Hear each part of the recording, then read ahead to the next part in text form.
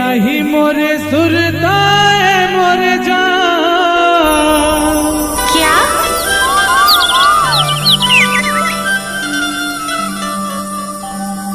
तमार देबे मोला मिस काल वो वारे लबड़ा कसरे भूरी भारी अटिया गोटिया करेंगा था टूरी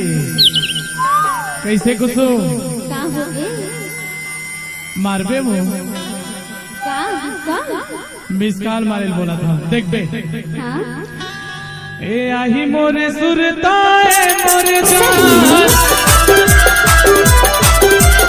आही मोरे सुरताए मोरे जान तमार देबे मोला मिस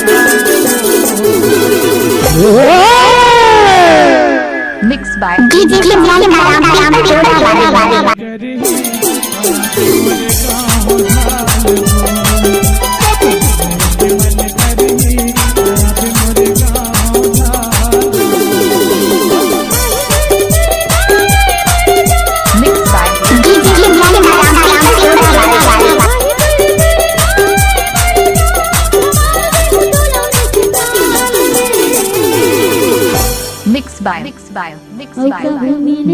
डीजे के मन करे धीरे बाबू ये स्कूल पारा दिशन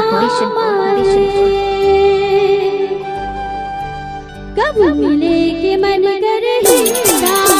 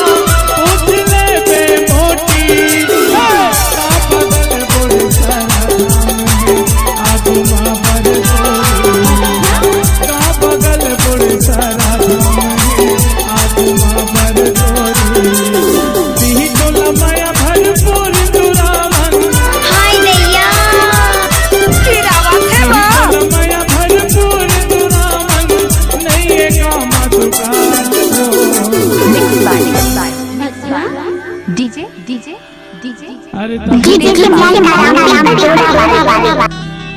ए मरपा गांव के संगी है वो अच्छा वोल्टेज कम है तब भोला देखा था जोसला जाना था हाँ? आज तोर जनसंख्या ज्यादा लगत तैसे लगते रे ओ तो है अब मोर जनसंख्या भी ज्यादा है तीबर कैसे टूरी मोटी सबसे पहली बात तो ये है दीदी हो कि मैं पहली बार आ जाए हैं गाना गाए बार तब प्लीज मोर इज्जत लमा गजब आइटम है रे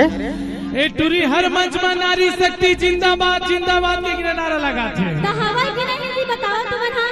हवाई ना सबका सब प्लीज बिगन 1 मिनट हां तय हर स्टेज में हारेस की नहीं हारेस बता मैं हां कितना एकर मोर जोड़ी नहीं खा पाए काबर की मैं हाइट है ए है नहीं एकर शादी हो गई एकर स्थिति ना एकर हमर जोड़ी खपते देख अच्छा नहीं लगा था मोला तो ए तुरी नारी शक्ति जिंदाबाद कई कई के नाम मोला हर मंच पर हर भाव गई थे लेकिन आज तक हरवा नहीं पाई आज भी नहीं हरा और हरवा दा 5001 रुपया अच्छा अभी साढ़ू मन के सामने हम गिन दूं रे तय हदे मला साढ़ू कई के मन दिल लगी देखा और तोर ले ना मिक्स तो नारी शक्ति जगह ना डीजे आज पहली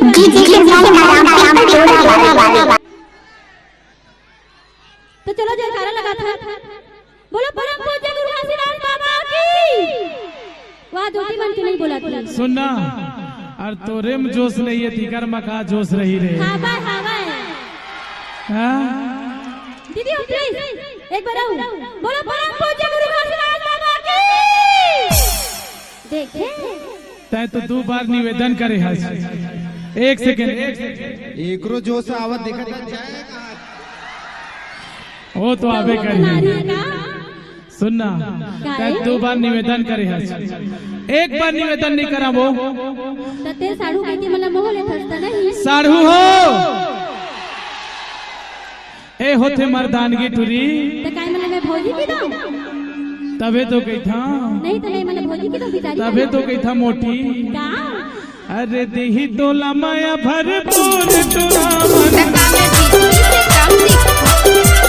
देही तोला माया भरपूर टुरामन नहीं ये काम तुका चलो देख ली सब ध्यान मिल के कहते ल ल ल ल ल एक मिनट कैसे करता वो मजा नहीं आती खा पी नहीं आएगा तुम्हें एकदम वो नागिन से कटा दो जैसे लगती अरे मैं तो पहले ही बोले टूरी तोरे में जोश नहीं थे कर्मा का होई हाँ मोलत लगते का लगते ज्यादा सोयाबीन बड़ी खा का है हाँ देख कैसे कहा तुम लोग चिढ़ावा थे अरे हमार साढ़ू गोभी आलू वाला है वो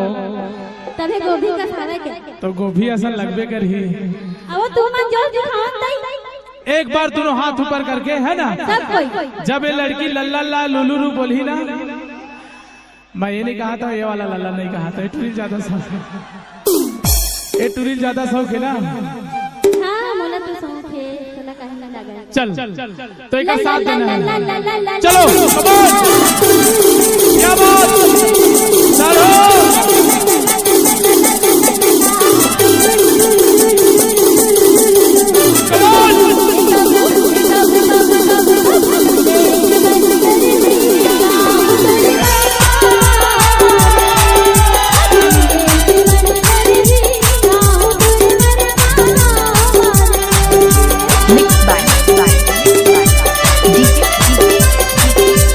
मोबाइल नंबर है 9443996594।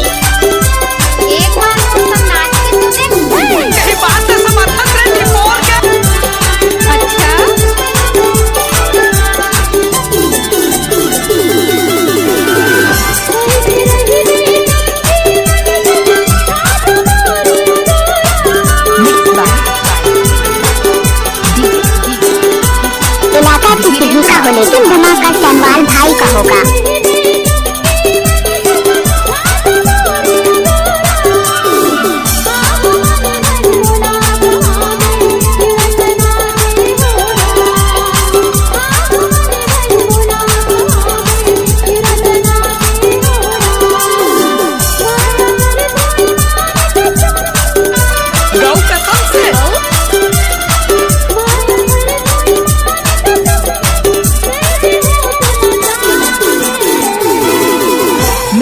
वीरेंद्र बाबू एक बार दोस्त एक बार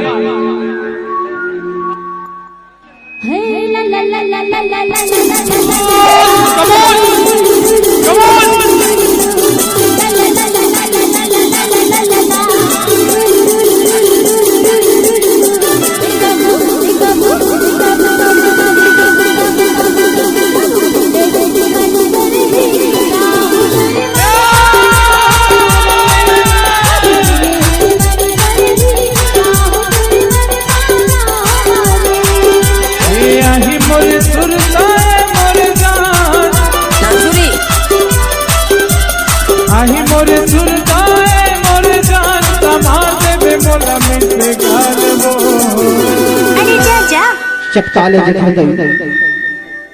मिक्स बाय